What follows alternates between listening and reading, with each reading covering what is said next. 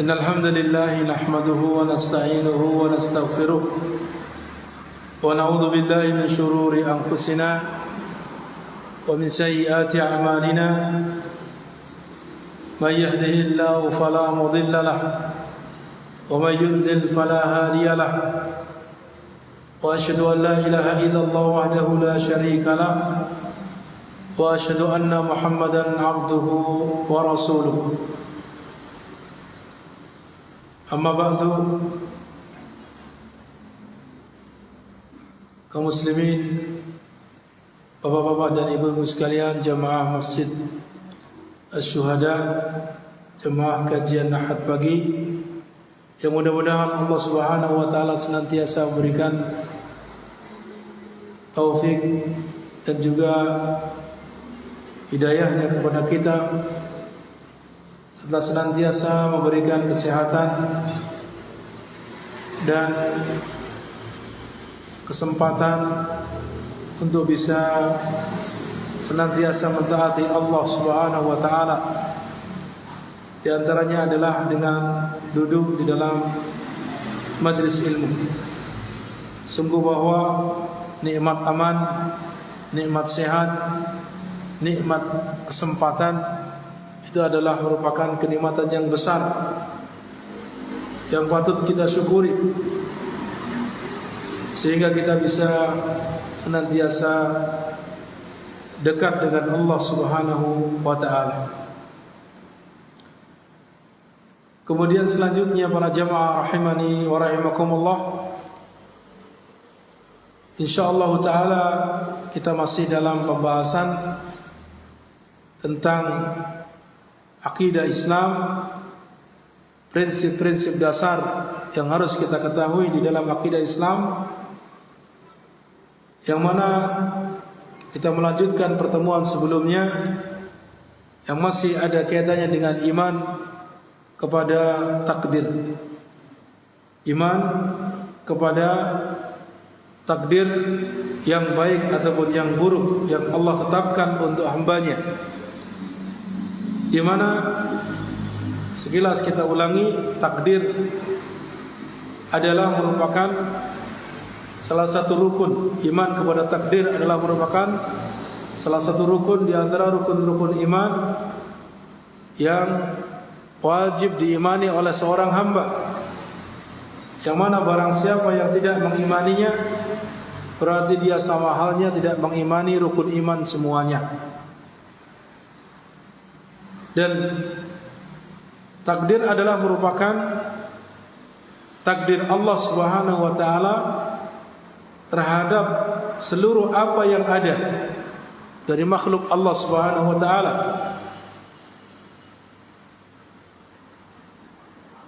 Ya, takdir Allah Subhanahu wa taala terhadap seluruh apa yang ada dari makhluk Allah Subhanahu wa taala, sebagaimana yang telah lalu sebelumnya Allah ketahui, Allah ilmui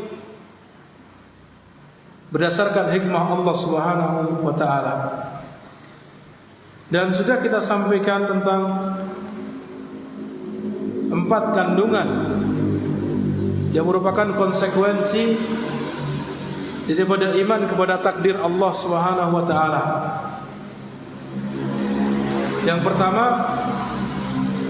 adalah iman bahwasanya Allah Subhanahu wa taala mengetahui segala sesuatu, baik itu secara global ataupun secara terperinci. Ya, sejak azali ataupun sejak yang akan datang terus-menerus sampai kita tidak tahu. Baik itu yang berhubungan dengan perbuatan-perbuatan Allah ataupun yang berhubungan dengan perbuatan para hambanya. Allah Maha mengetahui semuanya tanpa terkecuali. Kemudian yang kedua yang merupakan konsekuensi dari iman kepada takdir adalah beriman bahwasanya apa yang Allah ketahui tersebut, ya, berupa takdir makhluknya tadi, Allah catat di dalam kitabnya di Lauhul Mahfuz. Allah catat di dalam kitabnya di Lauhul Mahfuz. Kemudian yang ketiga adalah ketika kita mengimani kepada takdir, maka kita juga harus mengimani bahwa seluruh yang ada ini, seluruh apa yang Allah ciptakan ini, seluruh yang terjadi adalah merupakan kehendak Allah Subhanahu wa taala. Baik itu perkara-perkara yang kita lihat adalah baik di dalamnya, ataupun perkara-perkara yang secara zahir adalah buruk. Maka sekali lagi, itu semua berdasarkan masyiatullah, berdasarkan kehendak Allah Subhanahu wa taala. Jadi wajib kita imani tidak ada sesuatu pun yang terjadi, baik itu yang telah lalu ataupun yang akan datang, kecuali berdasarkan kehendak Allah Subhanahu wa taala. Sama saja apakah itu berhubungan dengan perbuatan Allah sendiri ataupun berhubungan dengan perbuatan para hamba-Nya. Kemudian selanjutnya yang keempat adalah beriman kepada seluruh apa yang ada tersebut merupakan makhluk Allah, merupakan ciptaan Allah. Jadi tidak ada yang ada di dunia ini, ya, di langit ataupun di bumi, yang bukan ciptaan Allah. Baik itu wujudnya benda ataupun perbuatan, sifat ataupun gerakan yang lainnya. Semuanya terjadi berdasarkan apa yang Allah tentukan dan Allah ciptakan. Jadi terjadinya sesuatu yang kita lihat itu adalah Allah yang menciptakan. Jadi bukan apa? Asal terjadi, tidak. Sekecil apapun bentuknya itu, ya, daun yang jatuh, debu yang berterbangan, barangkali ada kutu yang hinggap di tubuh kita, atau sampai virus yang pindah dari orang kepada orang yang lain, semuanya adalah berdasarkan kehendak Allah dan juga Allah ciptakan hal tersebut. Gerakan itu terjadinya perpindahan kepada satu kepada yang lain, itu semuanya diciptakan oleh Allah Subhanahu wa taala. Dan ini wajib kita imani. Itu bagian dari konsekuensi kita beriman kepada takdir Allah Subhanahu wa taala. Bagian dari apa? Konsekuensi kita beriman kepada takdir Allah Subhanahu wa taala. Secara ringkas, yang pertama adalah Allah mengilmui, mengetahui segala sesuatu. Yang kedua, ya Allah mencatat ilmu itu yang Allah ketahui terhadap takdir makhluknya sejak zaman dulu hingga nanti yang akan datang di dalam kitabnya di Lauhul Mahfuz. Kemudian yang ketiga, bahwasanya semua yang terjadi, semua yang ada dari makhluknya itu berdasarkan masyiatullah, kehendak Allah Subhanahu wa taala. Dan wujudnya sesuatu di muka bumi ini, baik itu benda ataupun perbuatan ataupun sebuah sifat ataupun yang lainnya, bagian dari gerakan-gerakan yang ada, itu semuanya diciptakan oleh Allah Subhanahu wa taala. Jadi ini adalah bagian dari apa? Bagian dari kewajiban kita mengimani takdir. Itu berkonsekuensi terhadap 4 hal tadi. Ya, al-ilmu wal kitabah wal masyiah wal ijad awil khalq. Ini 4 hal. Ilmu, bahwasanya Allah mengilmui segala sesuatu sejak zaman azali ataupun sejak yang akan datang, zaman yang akan datang. Kemudian Allah tulis ilmu Allah tersebut dalam Lauhul Mahfuz. terkait dengan takdir makhluknya. Kemudian tidaklah terjadi apa yang ada di muka bumi ini, bagi langit ataupun di bumi, semuanya tidak lain adalah berdasarkan masyiatullah, kehendak Allah. Dan yang terakhir adalah wujudnya sesuatu di muka bumi ini, baik itu benda, perbuatan, gerakan, sifat atau yang lainnya, itu adalah merupakan ciptaan Allah Subhanahu wa ta'ala. Maka ketika seorang mengumpulkan keempat hal ini dalam dirinya, ya, ada pada dirinya empat hal tadi, berarti dia telah beriman kepada takdir Allah. Kalau belum terkumpul empat tadi, berarti dia belum iman kepada takdir Allah. Jadi belum apa? Dikatakan beriman kepada takdir Allah Subhanahu wa ta'ala. Jadi keyakinan empat hal tadi yang wajib diimani, jika belum ada pada diri seorang atau tidak lengkap, berarti dia belum beriman kepada takdir Allah secara utuh, secara sempurna. Demikian para jamaah rahimani wa rahimakumullah. Ini apa yang sudah kita bahas pada pertemuan sebelumnya. Barangkali kalau ingin secara luas, Anda bisa dengarkan kembali rekamannya di Facebook khusus Masjid Asy-Syuhada. Masih ada rekaman. Kemudian apa? Selanjutnya bahwa beriman kepada takdir sebagaimana yang sudah kita sebutkan, yang merupakan yang konsekuensinya empat hal tadi, sebagaimana yang sudah kita jelaskan, bahwasanya semua yang terjadi ini adalah berdasarkan kehendak Allah. Bukan berarti ini menafikan atau meniadakan bahwa manusia juga punya kehendak. Naam, apa yang terjadi semua ini berdasarkan masyiatullah, kehendak Allah. Semua yang terjadi ini berdasarkan keinginan Allah dan kehendak Allah. Kemudian Allah yang menciptakan.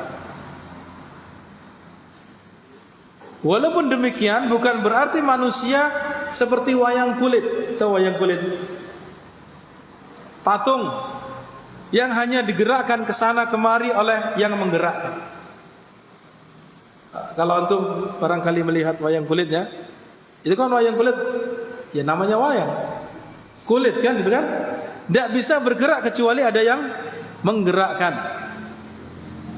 Dia mau ke utara, ke selatan, ke depan, ke belakang, ke atas, ke bawah, ya, itu digerakkan oleh dalangnya. Sahih? Ya kan? Punya kehendak atau tidak wayang kulit tadi? Punya kemampuan atau tidak untuk bergerak? Tidak punya kemampuan. Punya kemampuan untuk memilih atau tidak? Tidak punya. Jadi manusia bukan seperti itu. Jadi benar bahwasanya apa yang terjadi berdasarkan kehendak Allah. Apa yang wujud yang ada itu Allah yang menciptakan. Tapi bukan berarti manusia itu tidak punya pilihan. Bukan berarti manusia tidak mampu berbuat, tidak punya kehendak. Tidak demikian. Bahkan jelas-jelas Allah tetapkan bagi manusia itu punya kehendak dan punya kemampuan untuk melakukan.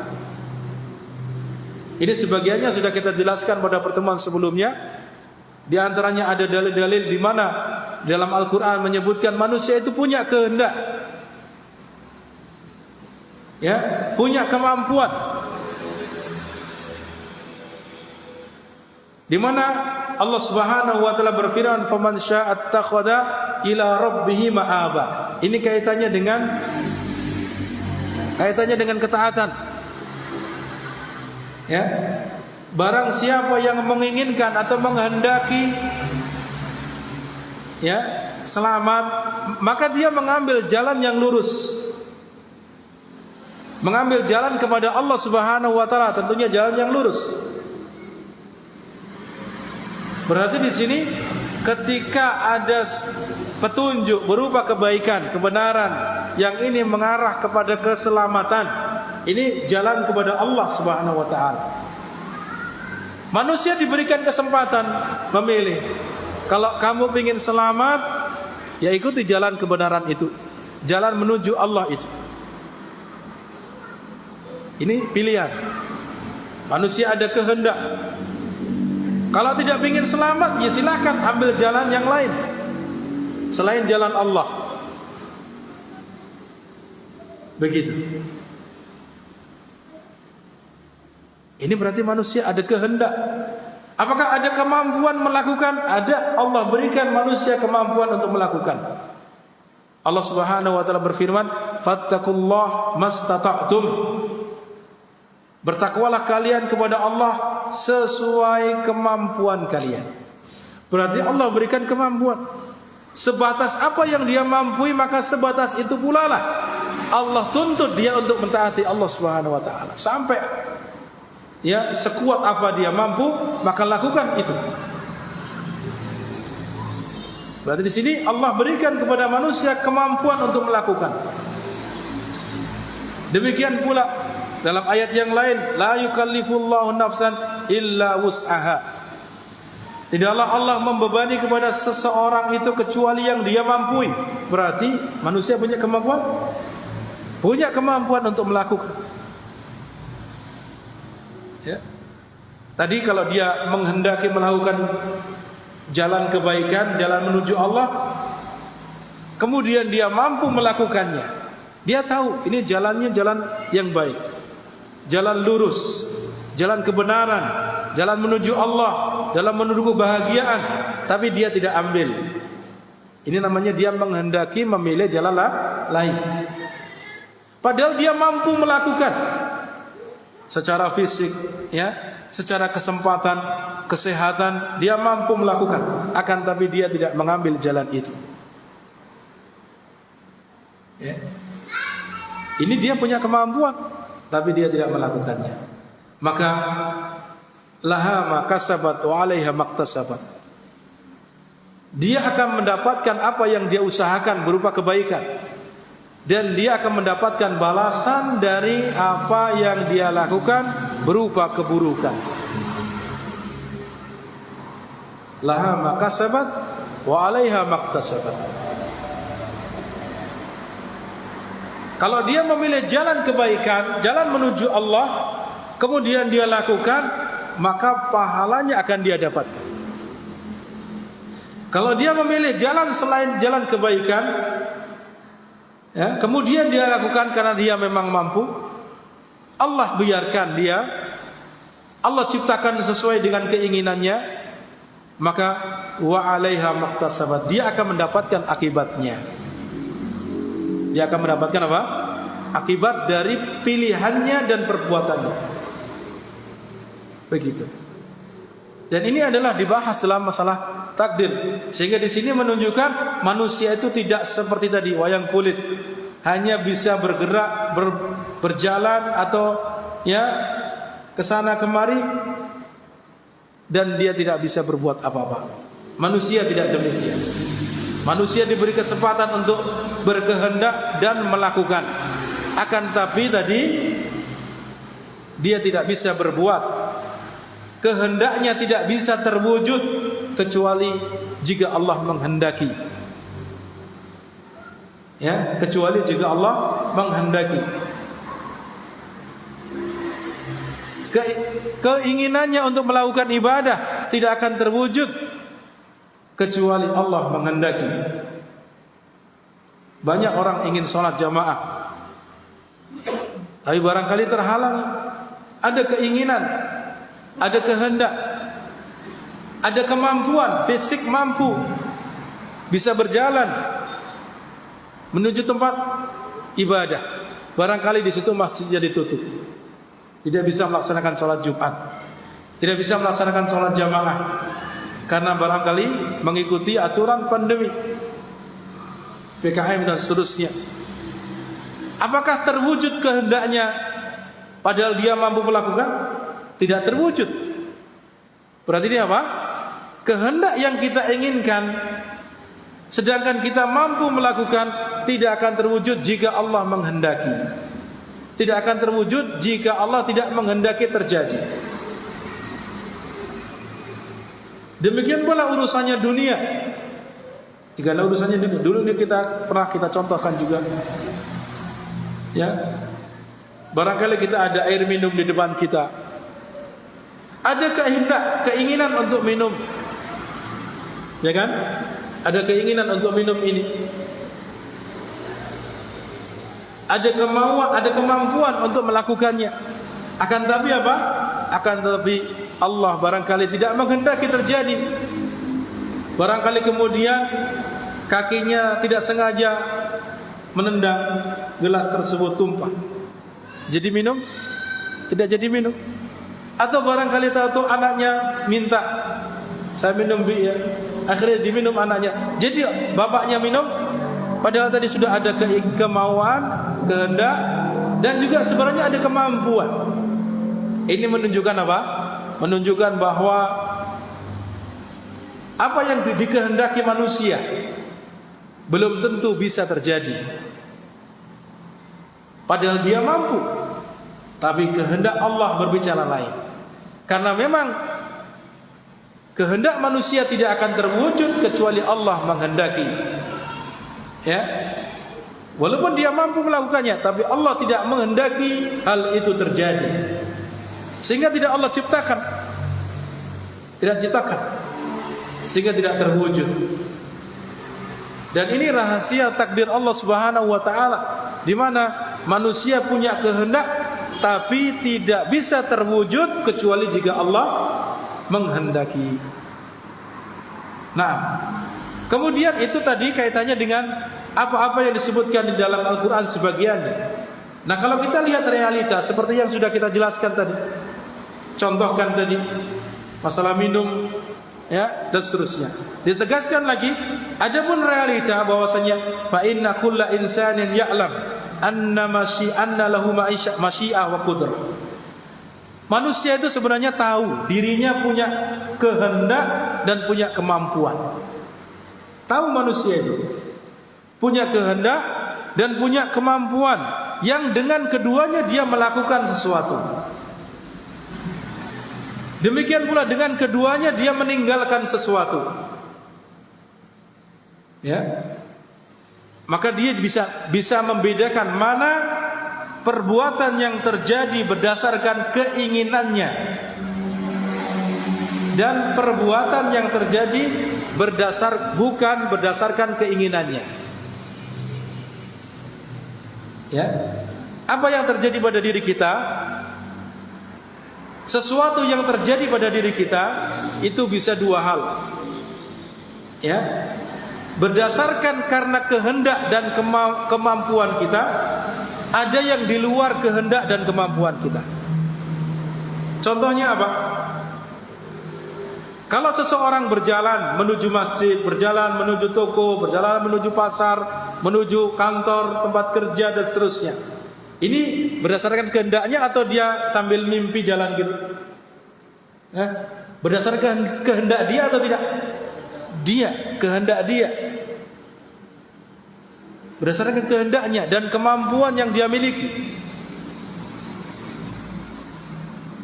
Ketika seseorang gemetar, neredek bahasa Jawa, ya kan? Kira-kira berdasarkan keinginannya, kemampuan, kehendaknya atau bukan? Bukan berdasarkan kehendak. Tahu-tahu kan gemetar gitu. Ada apa ini? Bisa jadi karena takut, bisa jadi karena kedinginan, ya kan? Bisa jadi karena sakit, demam. Tahu-tahu giginya Dan ini kira-kira berdasarkan kehendak kita dan kemampuan kita? Tidak. Itu terjadi karena kehendak Allah Subhanahu wa taala di luar kemampuan manusia. Ini kita bisa bedakan itu. Ya, kita bisa bedakan. Ya. Akan tapi sekali lagi bahwa walaupun manusia punya kehendak, punya kemampuan untuk melakukan atau meninggalkan, maka di sini tidaklah akan terwujud, tidaklah akan terjadi tidaklah akan tercipta apa yang dia kehendaki tersebut kecuali jika Allah menghendakinya. Apa dalilnya? Firman Allah Subhanahu wa taala dalam surat At-Takwir, "Wa ma liman syaa'a minkum ayyastaqim wa ma tasyauna illa ayyasha Allahu rabbul alamin."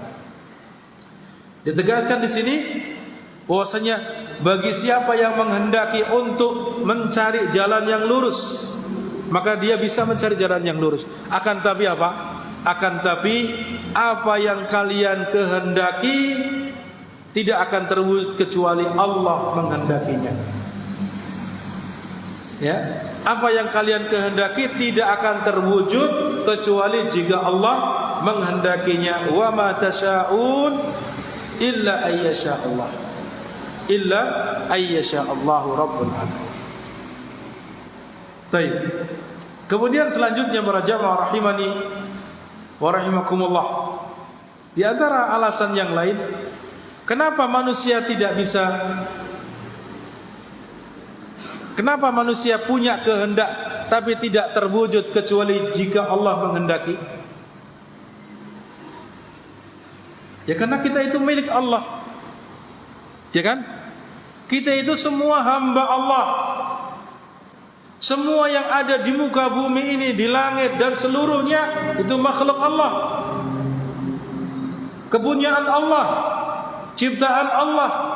Maka Allah yang berkehendak untuk menggerakkan, Allah lah yang berkehendak untuk dia bisa ya seperti ini dan seperti itu. Ini bebas urusan Allah itu. Jadi bukan kita kemudian mau berlepas sama sekali, tidak bisa. Ada yang bisa sama tidak hidup di dunia, tidak hidup di muka bumi. Bumi ini milik siapa? Milik Allah. Angin ini milik siapa? Milik Allah. Oksigen milik siapa? Milik Allah. Bisa kita terlepas dari itu semua? Hidup di muka bumi selain milik Allah? Tidak ada. Tidak bisa manusia. Oleh karena itu, karena kita hamba Allah, maka apa? Tidaklah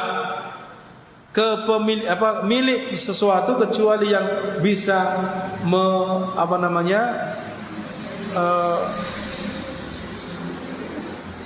bisa menggerakkan atau berkehendak untuk melakukan sesuatu padanya kecuali pemiliknya.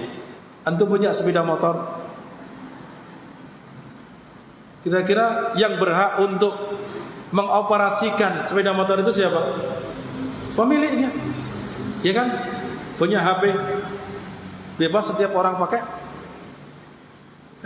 Bebas kira-kira? Pemiliknya yang pakai. Ini mau dijungkir balikan, mau diapakan, kan pemiliknya. Begitu pula kita itu milik Allah. Maka sesuai dengan kehendak Allah Subhanahu wa taala. Jika Allah menghendaki A, maka terjadi. Jika Allah tidak menghendaki ini, maka tidak terjadi. Begitu. Walaupun kita manusia menginginkan ini, menghendaki ini. Demikian. Itulah takdir Allah Subhanahu wa taala yang wajib kita imani. Ya, itulah bagian takdir Allah Subhanahu wa taala yang wajib kita imani. Kemudian ya, kalau kita sudah jelaskan tadi seperti itu, oh berarti kita berbuat maksiat juga kehendak Allah dong. Berarti kita berbuat maksiat, berarti ini adalah sudah ciptaan yang Allah kehendaki dong. Ya memang benar, itu semua terjadi berdasarkan kehendak Allah. Semua terjadi setelah Allah ciptakan itu.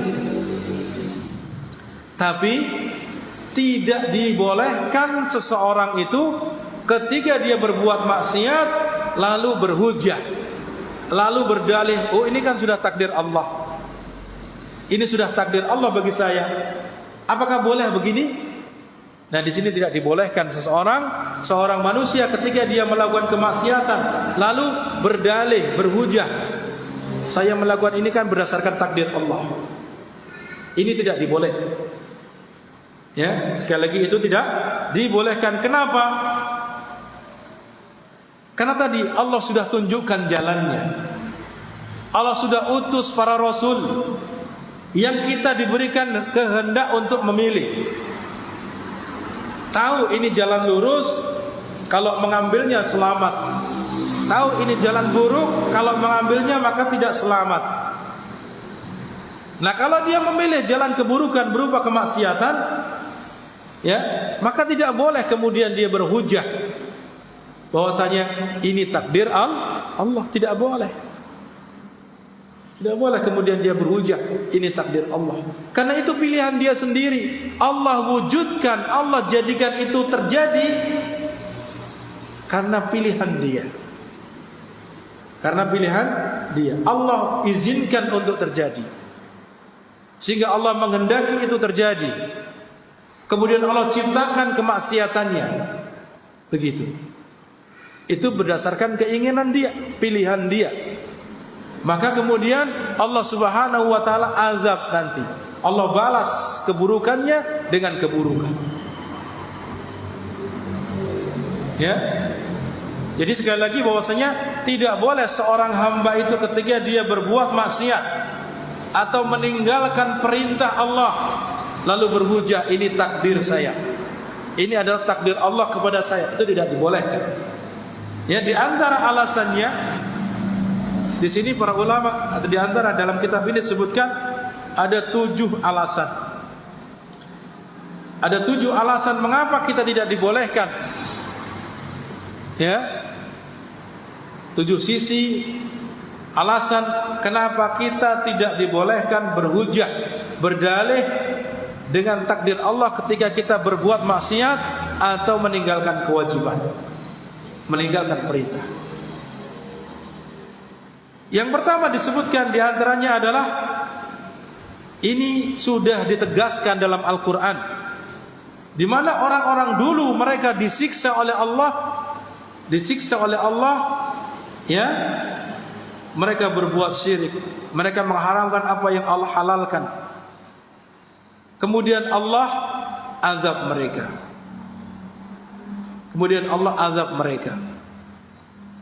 Niscaya kalau mereka boleh berhujah dengan takdir, oh ini sudah takdir Allah pada saya, niscaya Allah tidak akan mengadab mereka. Disebutkan dalam firman Allah Subhanahu wa taala dalam surat Al-An'am ayat 148. Nanti barangkali antum bisa membaca kembali surat Al-An'am ayat 148.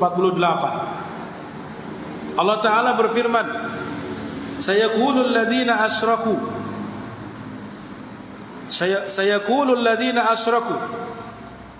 orang-orang musyrik itu, orang-orang yang menyekutukan Allah itu, mereka akan berkata, lau sya'allahu, kalaulah Allah menghendaki. Ini hujah mereka, dalih mereka dengan takdir, ya kan? Kalaulah Allah menghendaki, ma asyrakna wala abauna.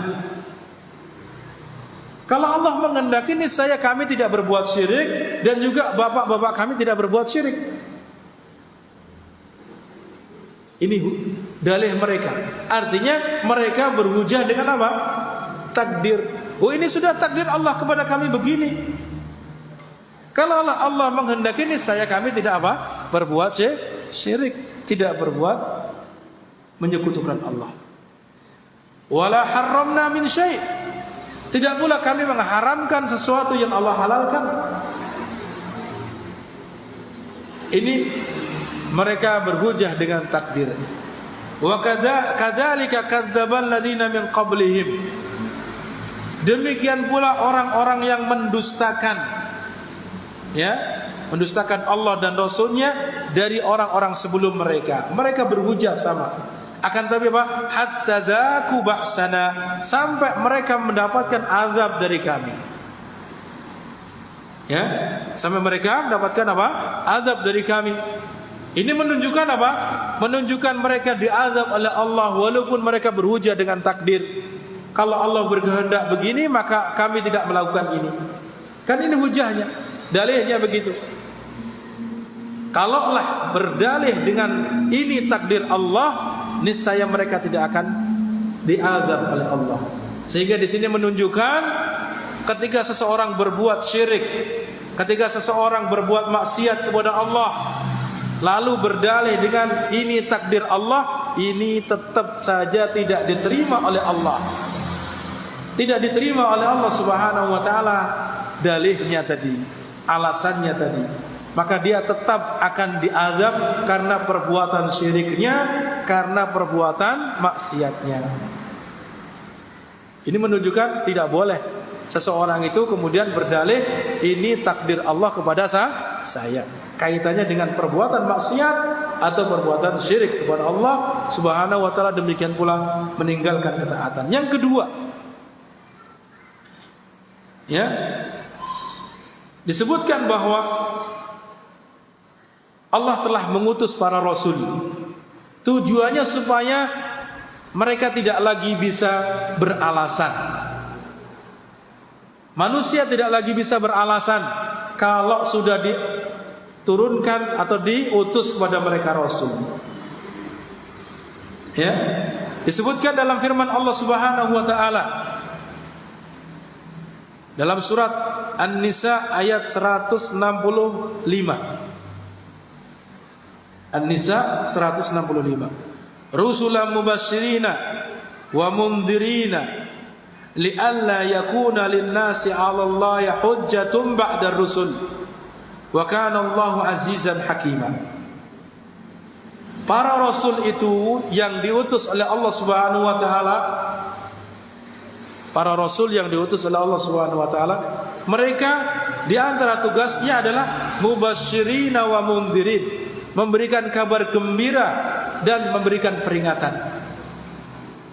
Memberikan kabar gembira dengan surga bagi yang iman, memberikan peringatan dengan ancaman neraka bagi yang kufur.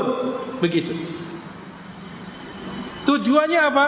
Li'alla yakuna lin-nasi 'ala Allahi hujjah, supaya mereka tidak lagi berhujjah di hadapan Allah, beralasan di hadapan Allah, tidak ada yang menyampaikan kepada mereka, oh sudah takdir saya begini, saya tidak apa? Saya tidak mengikuti para rasul. Ini namanya berhujjah, beralasan dengan takdir. Padahal Allah sudah mengutus rasul. Ya. Maka di sini apa? Li alla yakuna lin-nasi 'ala Allahi hujjatun ba'da rasul. Supaya apa? Supaya manusia itu tidak memiliki alasan lagi ketika sudah diutus para rasul. Wa kana Allahu 'azizan hakima. Dan Allah Maha perkasa lagi Maha bijaksana. Kalaulah ya boleh berhujah, berdalih dengan takdir Allah kepada saya begini, bagi orang-orang yang menyimpang, maka tidaklah ada dalam ayat tadi disebutkan tujuan diutusnya para rasul untuk menafikan hujah, meniadakan adanya bolehnya berhujah dengan takdir. Sehingga di sini menunjukkan bahwa mereka orang-orang yang menyimpang setelah terjadinya diutusnya para rasul kepada mereka, maka setelah itu mereka tidak boleh lagi beralasan, kecuali jika memang dia tidak mendengar ada utusan. Dia hidup di pelosok, di atas gunung, atau di pulau terpencil yang tidak ada seorang penyeru dakwah pun ke sana. Tidak ada dai sama sekali. Sehingga dia buta sama sekali agama, sama tidak ngerti. Tidak ngerti itu Islam, tidak ngerti ada Nabi, tidak ngerti ada Tuhan, tidak ngerti dia. Ya. Maka yang seperti ini baru disebutkan dalam firman Allah, wa ma kunna mu'adzibina hatta nab'asa rasul. Ya. Dan kami tidaklah akan mengadab suatu kaum sampai kami mengutus kepada mereka seorang utusan. Jadi tadi, kalau orang yang betul-betul sama sekali tidak pernah mendengar, sedang dia hidup di pelosok, di tempat yang tidak ada seruan kepada menyembah Allah, baru dia boleh beralasan atau diterima alasannya, karena memang tidak ada ilmu datang kepadanya. Beda lagi kalau tetangganya masjid, Ya. Beda lagi kalau depan rumah ada pesantren. Beda lagi kalau setiap hari mendengar pengajian tapi dia tidak datang. Sehingga sama sekali dia tak tahu mana kebenaran, dianggap semua agama sama. Semua rasul menyeru kepada agama-agama yang ada sekarang ini, sehingga dianggap apa saja agama boleh. Yang penting baik. Maka yang seperti ini tidak ada alasan di hadapan Allah. Tidak ada hujah baginya di hadapan Allah. Karena jelas dia hidup di lingkungan yang di situ banyak penyeru kepada kebenaran. Orang mengajak kepada kebaikan, tapi dia tutup telinga. Tapi dia bermalas-malasan, tidak mau datang, tidak mau cari ilmunya, padahal itu kewajiban baginya. Maka yang seperti itu tidak ada alasan baginya di hadapan Allah Subhanahu wa taala. Kemudian yang selanjutnya para jamaah rahimani wa rahimakumullah, yang ketiga adalah apa yang disebutkan di dalam hadis Rasulullah sallallahu alaihi wasallam yang diriwayatkan oleh Bukhari dan Muslim dari Ali bin Abi Thalib radhiyallahu anhu, bahwa Nabi sallallahu alaihi wasallam bersabda, "Ma minkum min ahadin illa qad kutiba maq'aduhu minan nar aw minal jannah." Rasulullah SAW bersabda, tidak ada seorang pun di antara kalian kecuali tempat duduknya telah dicatat untuknya, apakah di neraka atau di surga. Kita itu sudah dicatat oleh Allah Subhanahu wa taala, kita di surga atau di neraka. Semua manusia sudah dicatat, sebagaimana sabda Rasulullah SAW ini. Sejak sebelum ada langit dan bumi, sejauh 50.000 tahun, itu sudah dicatat kita. Ya, takdir kita. Secara terperinci lagi dicatat ketika kita dalam rahim seorang ibu, umur 120 hari. Ya, apakah dia bahagia atau sengsara, dicatat oleh Allah.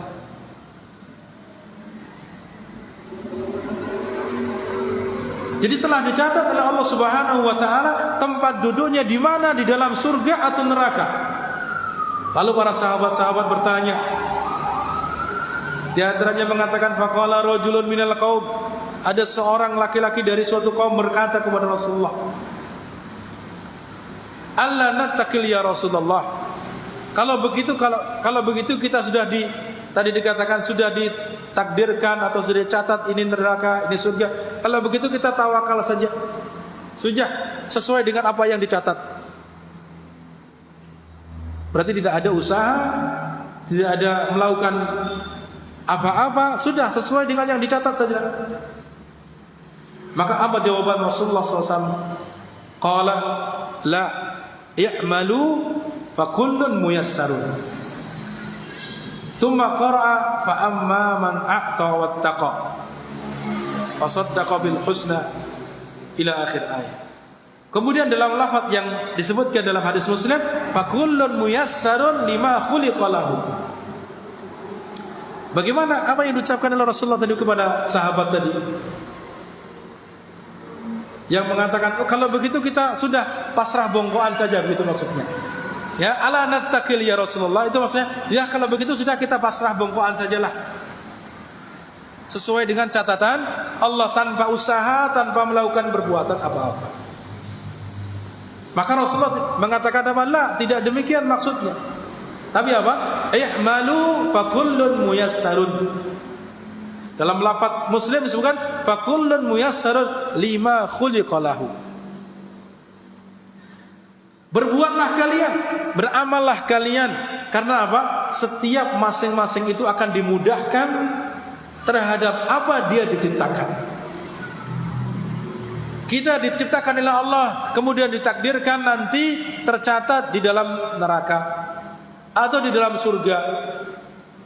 Maka masing-masing dari kita itu dimudahkan urusannya sesuai dengan catatan tadi. Sesuai dengan catatan tadi. Akan tapi kita tidak tahu catatan kita apa. Itu rahasia Allah. Oleh karena itu Rasulullah perintahkan kepada kita, malu lakukan, beramal, berbuat supaya kita dimudahkan oleh Allah Subhanahu wa taala kepada kebaikan. Demikian. I'malu fa kullun muyassarun lima khuliqa lahu. Setiap masing-masing kita akan dimudahkan oleh Allah terhadap apa yang Allah ciptakan untuk kita. Allah ciptakan kita. Fir'aun termasuk hamba Allah bukan? Hamba Allah, manusia. Allah tahu enggak dia nanti iman atau tidak iman? Tahu enggak? Sudah tahu, sejak zaman ya, sebelum langit ada, sebelum bumi ada, Allah tahu Fir'aun ini tidak bakalan iman. Tidak bakalan iman. Tapi kenapa Allah perintahkan kepada Nabi Musa supaya berdakwah kepadanya? Susah-susah Allah Subhanahu wa, tidak susah bagi Allah ya. Maksudnya kenapa Allah harus mengutus Nabi Musa dan Nabi Harun kepada Fir'aun yang kejam luar biasa, takut-takut kalau dia dibunuh, kan begitu kan? Prajuritnya banyak, tentaranya banyak. Dia raja yang kejam, raja yang bengis, yang zalim.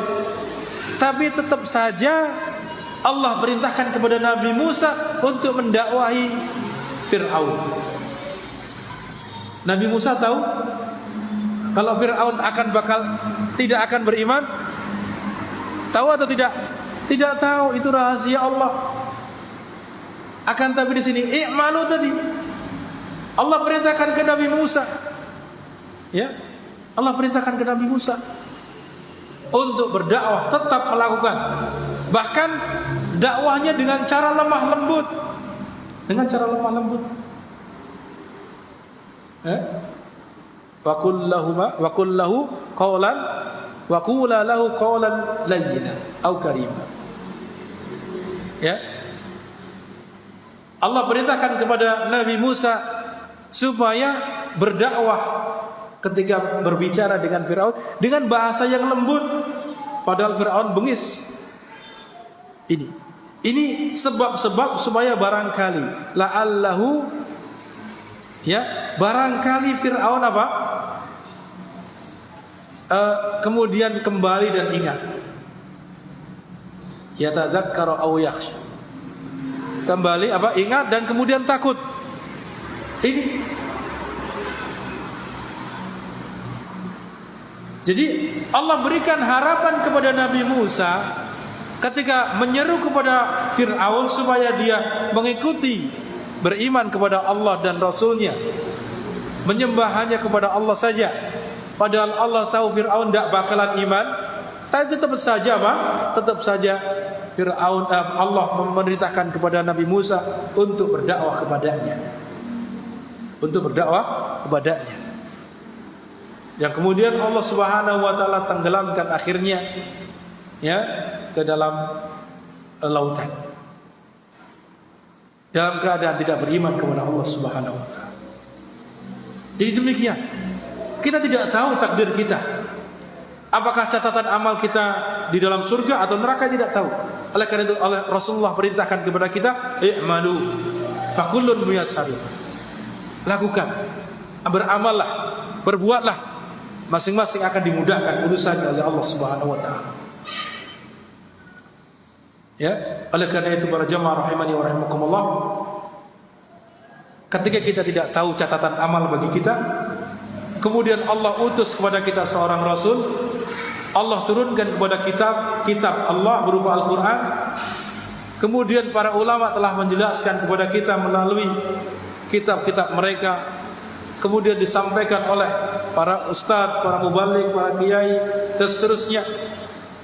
Maka itu adalah bagian dari cara Allah supaya kita selamat, supaya kita melakukan mana yang baik bagi kita sehingga kita selamat. Jangan kemudian kita pilih jalan yang buruk, menjauh dari apa yang Allah tunjukkan berupa apa tadi? Al-Quran dan seterusnya. Akhirnya kita akan dimudahkan kepada takdir yang buruk, wal iyadu billah. Wal iyadu billah. Jadi demikian para jamaah rahimani wa rahimakumullah. Jadi Di sini Rasulullah SAW memerintahkan untuk beramal, untuk berbuat baik, dan melarang dari pasrah bongkoan tadi. Melarang sudah sesuai dengan catatan saja, saya tidak beramal, tidak demikian. Tapi diperintahkan oleh Rasulullah SAW untuk melakukan sesuatu. Dan tidaklah Allah Subhanahu wa Ta'ala dan Rasulnya membebani kita kecuali sesuai dengan kemampuan kita.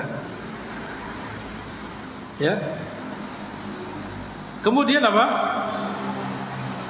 Yang keempat, alasannya sisi dilarangnya seorang hamba berdalih, beralasan dengan takdir kepada dirinya ketika dia berbuat maksiat atau meninggalkan kewajiban adalah bahwa Allah Subhanahu wa Ta'ala memerintahkan hamba dan melarangnya dan tidak membebaninya kecuali sesuai kemampuannya. Sekali lagi, sungguhnya Allah memerintahkan kepada para hamba dan melarangnya. Merintahkan untuk ibadah, melarangnya untuk melakukan kemaksiatan. Dan tidak membebani hambanya kecuali sesuai dengan kemampuannya. Sebagaimana firman Allah Ta'ala, fattaqullaha mastata'tum. Bertakwalah kalian kepada Allah sesuai dengan kemampuan kalian. Kemudian Allah juga berfirman, la yukallifullahu nafsan illa wus'aha. Tidaklah Allah membebani seorang hamba kecuali sesuai dengan kemampuannya. Ini dalil-dalil yang menunjukkan Allah berikan kemampuan.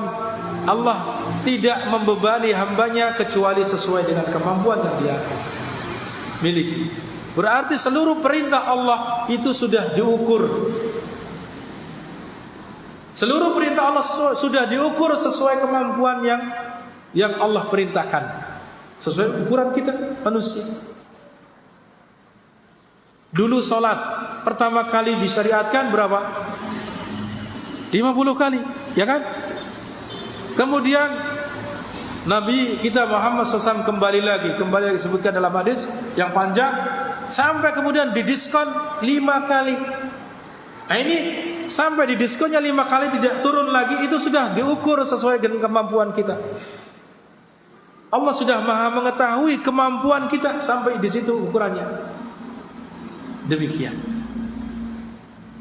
Jadi tidak ada kurang dari itu. Oleh karena itu perintah salat diwajibkan dalam keadaan apapun dia. Selama dia masih berakal, selama masih sadar, maka dia tetap wajib salat.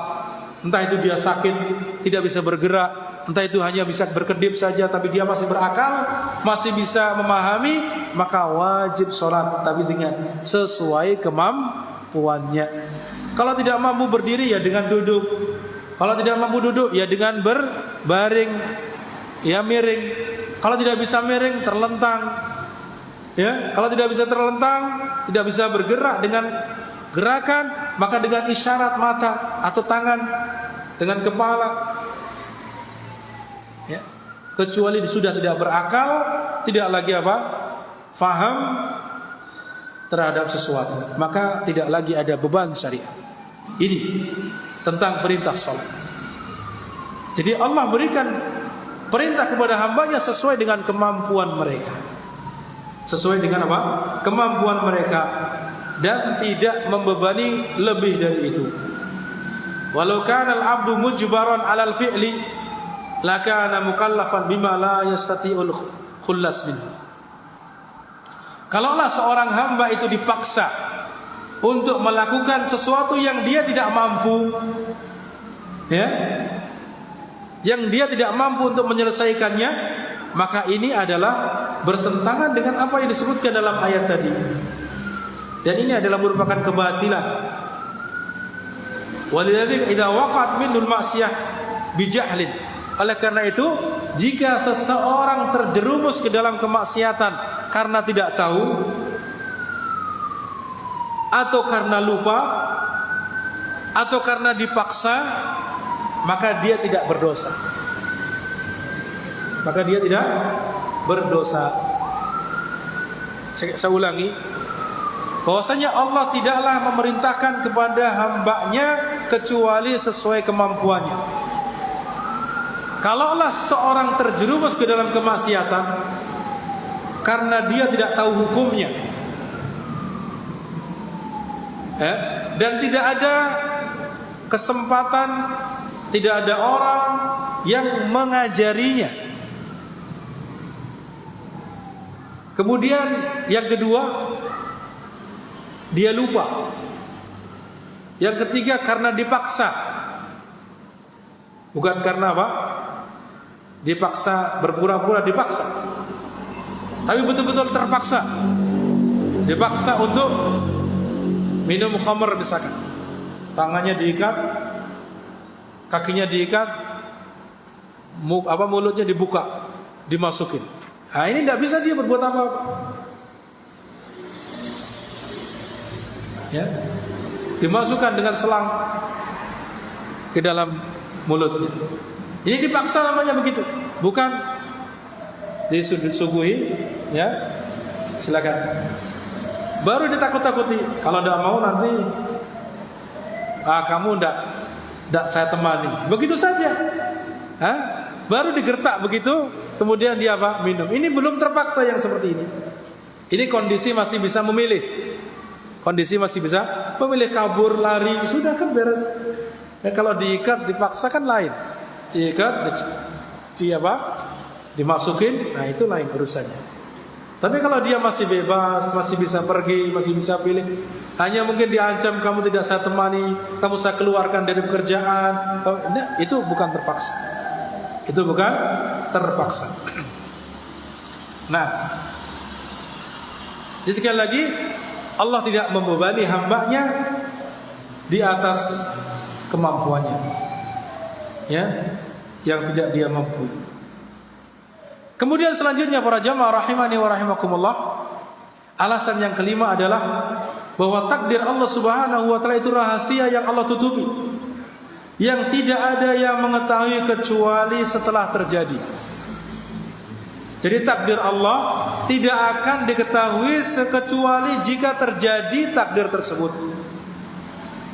Ya. Dan keinginan seorang hamba untuk melakukan, keinginan seorang hamba untuk melakukan suatu perbuatan, kira-kira berdasarkan karena tahu atau tidak? Keinginannya untuk melakukan sesuatu, apakah akan terjadi atau tidak terjadi? Ini dia tahu akan terjadi atau tidak? Pasti terjadi atau tidak? Keinginannya tidak. Dia tidak tahu apakah nanti pasti terjadi atau tidak. Ya. Oleh karena itu, ketika dia melakukan atau ada keinginan melakukan sesuatu yang dia tidak tahu ini pasti terjadi, berarti dia berkeinginan sesuatu yang dia tidak mengetahui ilmunya.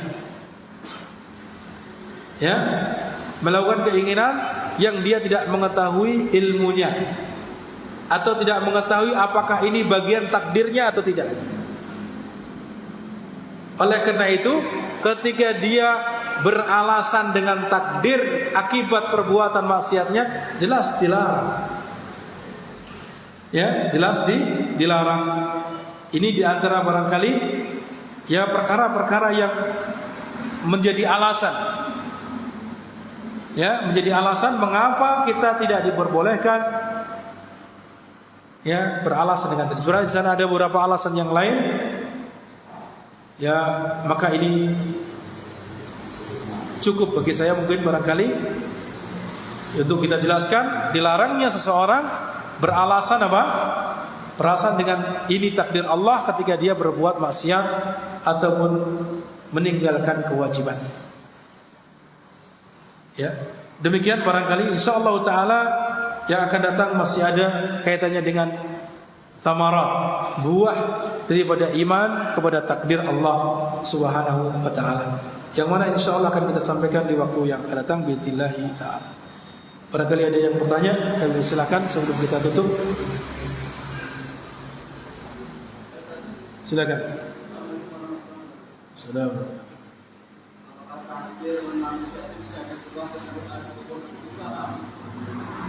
Baik, ini sudah dijawab pada pertemuan yang lalu sebenarnya. Pada pertemuan yang lalu sudah ada pertanyaan apa? Apakah takdir bisa dirubah dengan doa atau usaha? Ada hadis Rasulullah SAW, saya ulangi jawabannya. Ada hadis Rasulullah SAW yang sahih bahwasanya apa? La yaruddul qada illa du'a. La yaruddul qada illa ad-du'a. Ya, tidaklah akan menolak, tidaklah dapat menolak ketetapan Allah kecuali doa. Ini barangkali yang kemudian difahami oleh sebagian manusia, sebagian orang menganggap doa itu bisa menolak takdir. Ya, ketika secara tekstual atau secara letterlek kalimat tadi tidaklah ada yang dapat menolak takdir kecuali apa? Doa. Berarti seolah-olah ketika kita berdoa, pada saat itu pula Allah rubah takdir kita, catatan kita dirubah. Begitu? Begitu Pak? Jadi tidak demikian maksudnya. Para ulama menjelaskan kaitannya dengan hadis ini,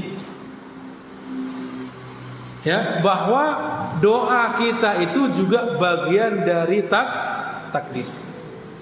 Doa seorang hamba yang dilakukan itu kemudian Allah ijabahi, itu bagian dari rentetan takdir dia. Sehingga barangkali sebelumnya dia ditakdirkan oleh Allah secara tertulis dia akan terjadi musibah. Ya, hampir terjadi musibah. Kemudian apa? Dia berdoa kepada Allah. Kemudian setelah itu Allah ijabahi doanya, setelah itu takdirnya menjadi berbeda. Nah, ini semua sudah ada catatannya di Lauhul Mahfuz. Sejak zaman sebelum ada langit dan bumi. Jadi perubahan takdir dari A ke B ke C, kemudian runtutannya, itu semua ada pada catatan Allah di Lauhul Mahfuz. Ya, doa kita yang kita panjatkan itu juga bagian dari takdir yang Allah tetapkan pada diri kita. Oh, fulan nanti ketika dia akan ditimpa musibah begini, kemudian dia berdoa, kemudian diijabahi oleh Allah, lalu dia palingkan musibahnya. Itu runtutannya begitu. Sehingga apa? Inilah makna tadi, ketika dia berdoa akan diijabahi oleh Allah, kemudian dirubah takdirnya. Tapi perubahan takdir ini bukan pada saat dia berdoa baru dirubah catatannya, bukan. Tapi apa? Itu sudah diketahui oleh Allah sejak zaman azali, dan rentetan takdir yang kita tidak ketahui itu demikian berjalannya. Bahkan ada sebagian yang mengibaratkan seperti apa? Ya seperti film saja, ya kan? Jadi film itu pada detik ini terjadi ini, detik berikutnya, kan begitu kan? Ya? Antum, bukan film, rekaman saja. Rekaman berjalannya seorang itu kan pada detik ini terjadi begini, detik ini begitu. Jadi rentetan takdir kita, catatan yang ada dalam Lauhul Mahfuz, kita kan tidak tahu setelah ini apa, kan gitu kan? Barangkali menurut kita, perkiraan kita akan terjadi musibah besar. Lalu dengan kita berdoa kepada Allah Subhanahu wa taala, kita tidak tahu setelah ini terjadi apa? Kan tidak tahu. Nah, disitulah Allah Subhanahu wa taala kemudian mengijabahi doanya, kemudian menjadikan takdirnya baik. Ya, takdir setelahnya baik. Demikian. Faham ini Pak maksudnya? Jadi apa? Jadi bukan berarti perubahan takdir itu saat dia berdoa kemudian Allah rubah catatannya, bukan. Tapi apa? Allah Subhanahu wa taala setelah catat dahulu sejak zaman sebelum ada langit dan bumi, kemudian rentetan terjadi, yaitu diantaranya dengan cara berdoa. Doa ini kemudian apa? Salah satu penyebab dia dirubahnya rentetan takdir berikutnya. Bisa dipahami insyaallah ya? Lalu bagaimana kok doa, kalau kita kok takdirnya terus-terusan begini? Ini menunjukkan doa kita belum diijabahi. Doa kita belum diijabahi seperti yang kita inginkan. Jadi demikian. Belum diijabahi sesuai dengan yang kita inginkan. Barangkali di sana Allah ijabahi dengan bentuk lain. Karena sebagaimana disebutkan dalam hadis, doa itu diijabahi dalam 3 bentuk. Ijabah doa diwujudkan dalam 3 bentuk. Pertama, ya, sesuai dengan permintaannya, persis seperti apa yang dia minta. Banyak terwujud atau tidak ini? Banyak terwujud, banyak sekali. Sesuai dengan permintaannya. Kemudian yang kedua, bahwasanya akan disimpan ijabah dia untuk dia di yaumil qiyamah nanti. Jadi disimpan oleh Allah sebagai tabungan dia sesuai dengan permintaannya. Oleh karena itu kita minta jangan tanggung-tanggung. Ya Allah, minta saya gaji 5 juta saja. Jangan tanggung-tanggung, minta yang banyak sekalian. Ya kan?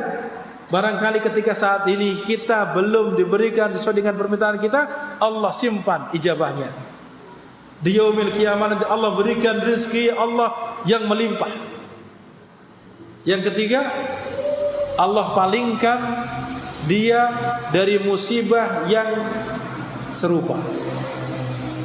Artinya dia dipalingkan dari musibah atau keburukan yang nilainya sama dengan permintaannya, atau bahkan bisa jadi lebih. Kita bolak-balik barangkali minta rezeki kepada Allah supaya Allah berikan kita lancar dagangannya, gajinya dinaikkan dan seterusnya. Tapi tetap saja begitu-begitu saja. Tapi ingat, rezeki Allah, ijabah Allah tidak hanya bentuk itu. Anak istri kita sehat-sehat terus. Ini bagian dari ijabah Allah. Ingat itu. Allah palingkan dari apa? Dari musibah yang nilainya barangkali melebihi apa? Apa yang kita minta.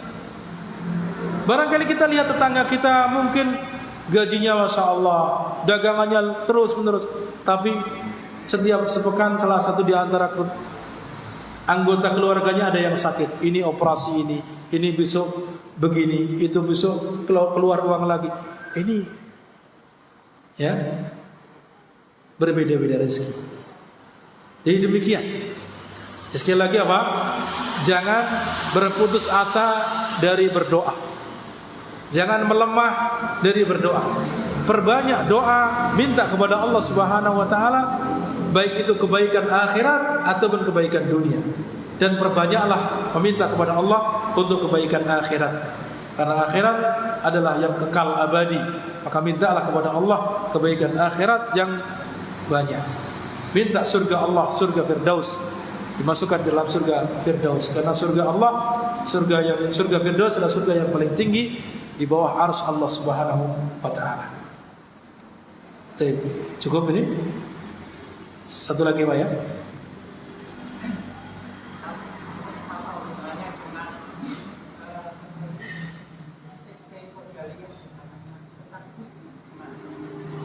Nah, di sana ada kelompok yang dalam masalah takdir itu menyimpang. Sebenarnya ini pembahasannya setelah besok, setelah apa? Setelah kita menyebutkan samarat atau buah daripada iman kepada takdir. Di sana ada dua kelompok yang di dalam memahami takdir menyimpang. Yang pertama adalah sekte Jabariyah dan yang kedua sekte Qadariyah. Apa sekte Jabariyah? Sekte Jabariyah itu kelompok Jabariyah memahami bahwasanya manusia itu dipaksa. Jadi diibaratkan seperti wayang kulit tadi. Dia tidak bisa berbuat apa-apa. Dia tidak bisa berkehendak, tidak pula memiliki kemampuan. Semua terjadi semata-mata apa? Kehendak Allah. Dia tidak bisa memilih, tidak pula bisa berkehendak. Tidak punya kemampuan apa-apa. Jadi seolah-olah diibaratkan seperti wayang kulit tadi. Mau ke A atau B, ke ya, sehingga dia beralasan dengan takdir akhirnya. Dia anggap, oh saya terjerumus ke dalam kesyirikan, ini takdir Allah. Ini sekte Jabariyah. Sekte Jabariyah. Kebalikannya, ini ekstrem A, ini ekstrem Z. Yang kedua Qadariyah. Berbalik 180 derajat. Ya, yang bertolak belakang dengan Jabariyah, yaitu menganggap seluruh perbuatan kita sendiri yang mentakdirkan, tidak ada hubungannya dengan kehendak Allah. Kita mau ke kanan, ke kiri, mau ke depan, ke belakang, kita mau berbuat A, berbuat B, C, berbuat baik, berbuat buruk, sesuai pilihan kita dan tidak ada hubungannya dengan kehendak Allah. Ya, tidak ada hubungannya dengan kehendak Allah. Ini Qadariyah. Mereka disebut Qadariyah karena menganggap perbuatannya karena dirinya lah yang mentakdirkan perbuatannya, yang menciptakan perbuatannya. Tidak ada hubungan dengan Allah Subhanahu wa taala. Adapun Ahlus Sunnah, pemahaman yang benar adalah tengah-tengah. Pemahaman Ahlus Sunnah adalah tengah-tengah. Yaitu manusia itu punya kehendak dan punya kemampuan sebagaimana yang sudah kita jelaskan, tapi kehendak dan kemampuan kita tidak akan terjadi, tidak akan terwujud kecuali jika Allah menghendaki. Itu demikian. Ini jadi ada ekstrem kanan, ekstrem kiri, yaitu tadi Jabariyah dan Qadariyah, yang kedua-duanya menyimpang dalam masalah takdir. Adapun Ahlus Sunnah adalah tengah-tengah. Demikian, Pak. Baik, Allahu a'lam bishawab. Kita coba subhanakallahumma wa bihamdika asyhadu an la ilaha illa anta astaghfiruka wa atubu ilaik. Assalamualaikum warahmatullahi wabarakatuh.